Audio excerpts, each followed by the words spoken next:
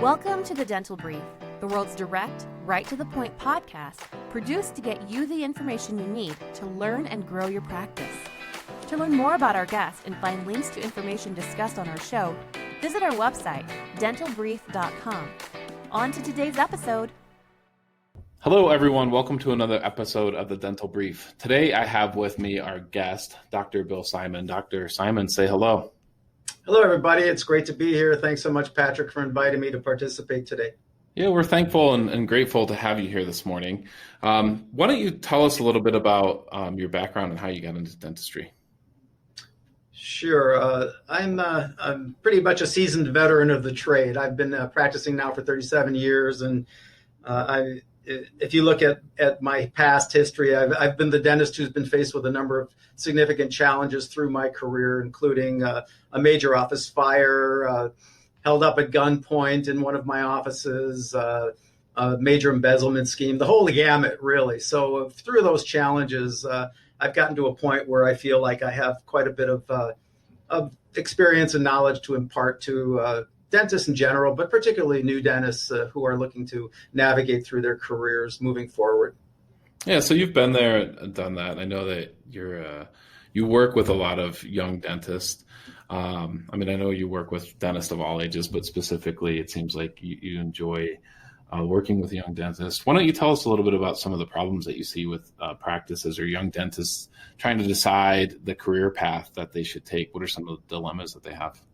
Well, I think the climate of dentistry right now is certainly going through some significant changes, and it has been for some time, but particularly in terms of corporate dentistry coming into the marketplace and DSOs, and certainly we have our independent practices. So now we have this mix of practices on the private side.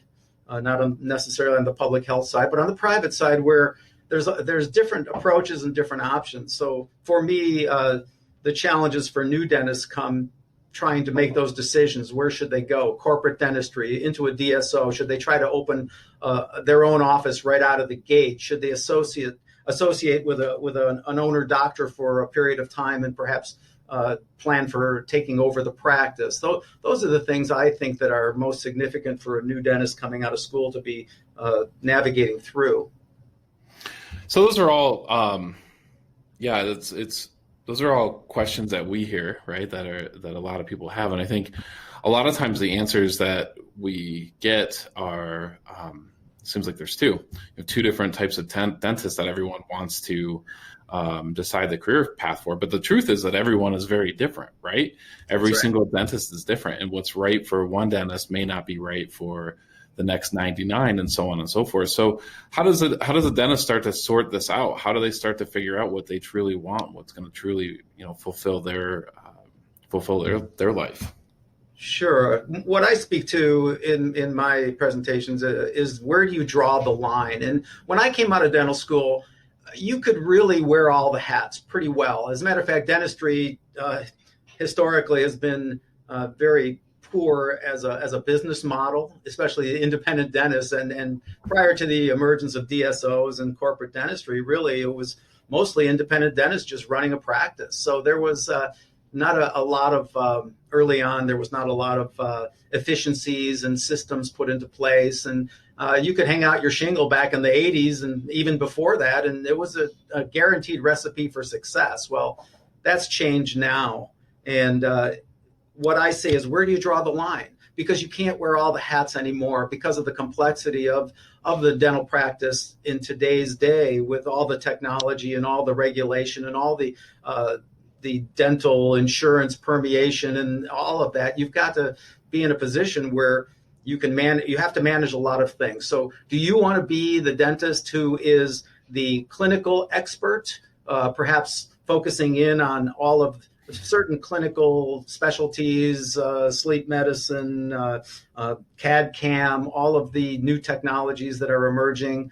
Or do you want to be the practice owner? I have a saying when I speak that there's dentists in dental school who have no intention of ever sticking their hands in anybody's mouth, really. They just want that dental degree because in many states, not all, but in many states, you need to have a dental a dental degree, a dental license to own a practice.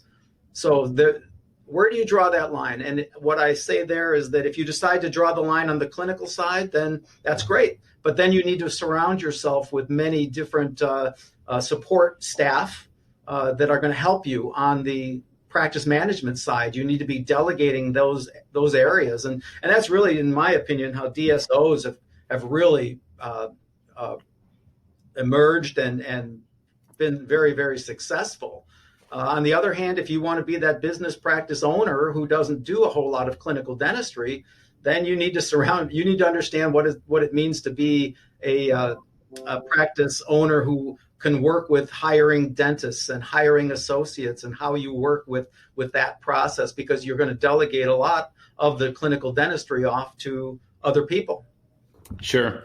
So let me ask you this kind of maybe a bit of a challenging question, but have you ever seen comparisons of what it's like for a dentist financially if they just decide right out of school that they want to work for someone else their entire career until they retire, compared to the ups and downs financially that those will have starting a practice or buying a practice? Either way, have you ever seen the comparisons? What does that look like difference-wise over a career?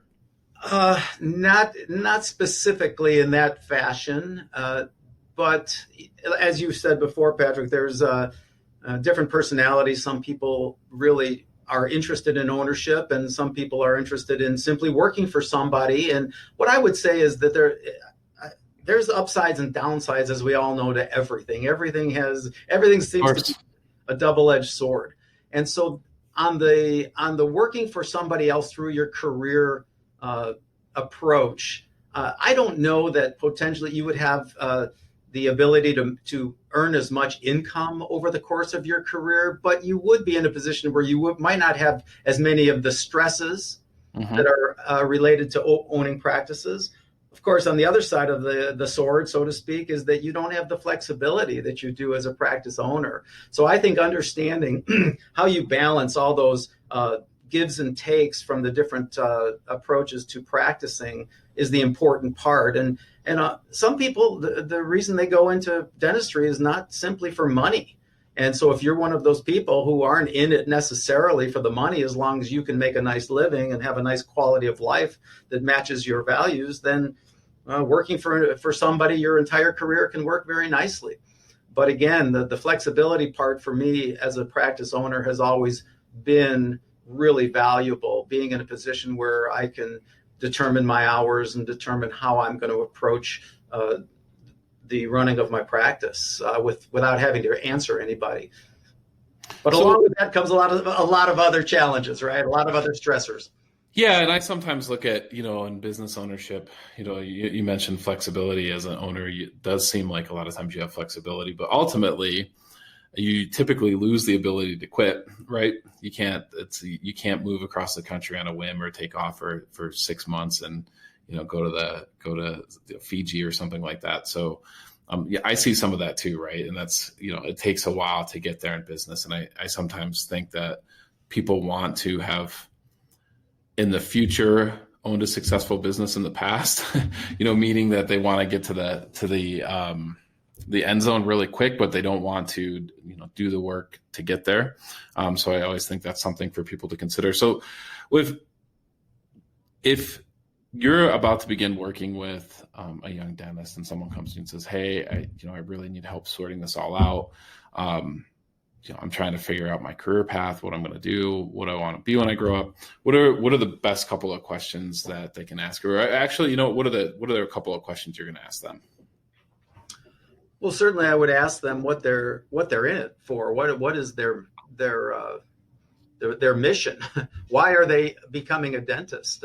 Is it to treat people and help people improve quality of life and get people out of pain, improve people's self-esteem? Or is it all about earning a living and making money? And I think those are some of the really important questions you need to ask yourself. That's, I think, where some people will make the decision between going into private practice versus even a public health setting.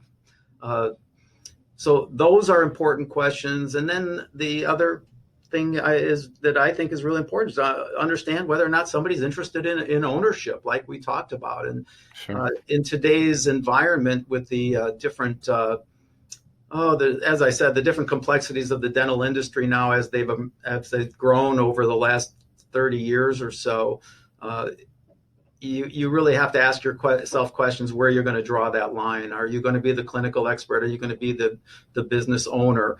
But I think that right now, the idea of a startup is really, really challenging. I don't even really know much of any I don't have much knowledge of any startups that are happening. And I think one of the primary reasons there is you're coming out of dental school and you're really focused on learning the clinical side of dentistry. And while there are some classes in dental school that teach you some of the practice management side, until you really are immersed in it, it really doesn't hit home so much. And some of the programs are in the dental schools are less developed than others. So you're really not prepared, I don't think, coming out of dental school for the business side of dentistry. And I encourage young dentists to consider that when they got out of dental school, that they should look towards a residency type approach. And that residency can be, if you're a clinical bend, I would say go into a general practice residency, get into another year of training and learning clinical. If you're not interested in the clinic, as interested in the clinical side, you want to get into the business ownership side, then I encourage young dentists to think about setting up their own residency. Create your own residency for yourself and look at a 5-year plan where you come out of dental school and you associate in a couple of different practices, potentially part-time in each office. And it can be challenging.